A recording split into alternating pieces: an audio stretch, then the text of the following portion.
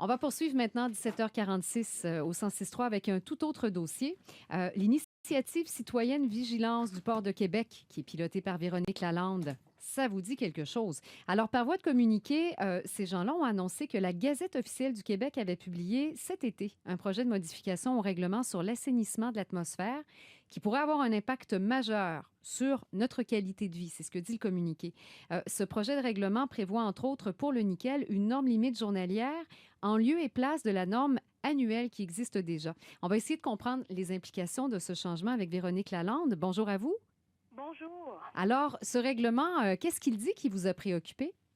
Bien, en fait, puis vous dites un communiqué, on a plutôt informé l'ensemble de nos membres plutôt que de faire un communiqué. Donc, c'était une communication à l'ensemble de nos membres de se mobiliser, en fait, d'informer le ministère qu'ils étaient en faveur de cette modification au règlement sur l'assainissement de l'atmosphère qui, pour nous, est vraiment une bonne nouvelle, principalement pour deux choses. En fait, il faut voir que la norme dont on a toujours parlé, c'est une norme annuelle Mhm. et ça voulait dire qu'il y avait des épisodes et cette norme-là, bon, elle est pensée sur une base annuelle, puis on voit des effets à long terme. Mais ce que la santé publique est venue dire, ce qu'on dit depuis le début, c'est qu'il y a aussi des effets importants sur une base quotidienne. Donc, même si au bout de l'année, à la limite, on respecte la norme, s'il y a eu plusieurs dans l'année des épisodes de forte intensité, parce qu'évidemment, la contamination de nos milieux de vie, elle est beaucoup liée aux conditions météo, donc des grands vents avec des hauts pics, comme on en a connu, par exemple, à 1670 nanogrammes, bien, même si ultimement, à la fin de l'année, on pourrait ultimement respecter la norme, ces impacts-là, ces jours-là Oui. où les taux, l'air est très saturé, ça a des impacts. Et donc, là, je vous rappelle tous les impacts que la santé publique avait identifiés, allant de la dermatite de contact, comme de l'eczéma jusqu'aux crises d'asthme. Et ça a des impacts, donc, sur les gens dont la santé est fragilisée. Et d'avoir maintenant une norme journalière qui permet à tous les jours de s'assurer qu'on ne dépasse pas 14 nanogrammes, Mhm. ça vient beaucoup, beaucoup contrôler cet élément-là. Et aussi, ça vient faire une espèce de... Il y a un lien, un parallèle, il y a une pertinence, il y a une cohérence entre la façon dont on monitore, parce que les échantillonnages sont faits sur une base de 24 heures, et maintenant la façon dont on va contrôler les épisodes avec la même donnée sur 24 heures. D'accord. Alors, on ne dépasse jamais une norme journalière selon ce nouveau règlement.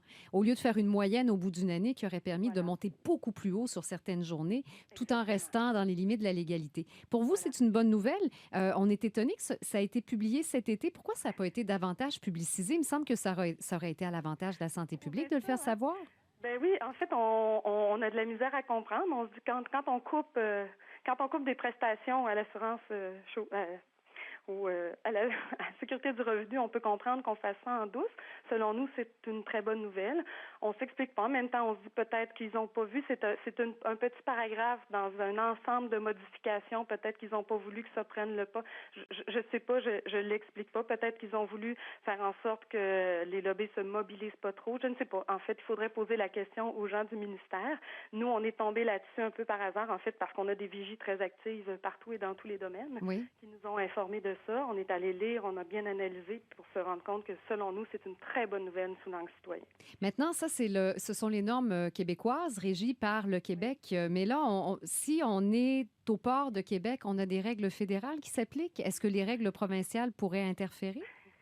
En fait, on est toujours le règlement sur l'assainissement de l'atmosphère, la qualité de l'air, c'est clairement de responsabilité provinciale et ça même le fédéral le reconnaît.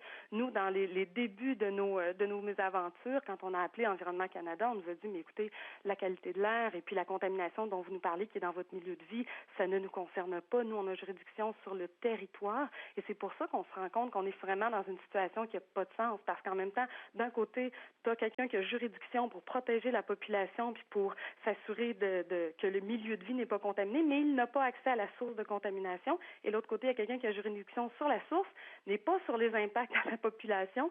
Et donc, on se retrouve toujours un peu entre deux chaises.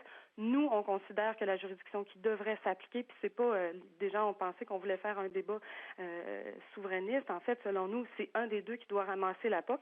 Et on pense que ce doit être le Québec parce que c'est l'autorité qui, ultimement, va devoir gérer les troubles. Puis, tu sais, on l'a vu cet été avec Lac-Mégantic, on n'a pas juridiction sur le contrôle, mais quand ça dérape, Ben c'est les municipalités et c'est le territoire du Québec qui doit assumer ça parce que c'est lui qui a la responsabilité des populations et du territoire. Alors selon nous, c'est juste logique que le même organisme qui doit gérer, protéger la population, ben ce soit lui qui édicte les règles pour protéger cette population. Ben, ça va vous faire de belles discussions avec le comité de vigilance que vous rencontrez ce soir, Véronique Ben Lalande. oui, j'ai tout un hobby. Alors, ce soir, on a notre deuxième rencontre. Je dirais que la première était plutôt pour voir nos règles de fonctionnement. Ce soir, c'est la première rencontre peut-être de contenu. Donc, on entre là encore une fois de bonne foi, mais on va aller tester la bonne foi de l'autre côté. Merci beaucoup, Véronique. Merci à vous.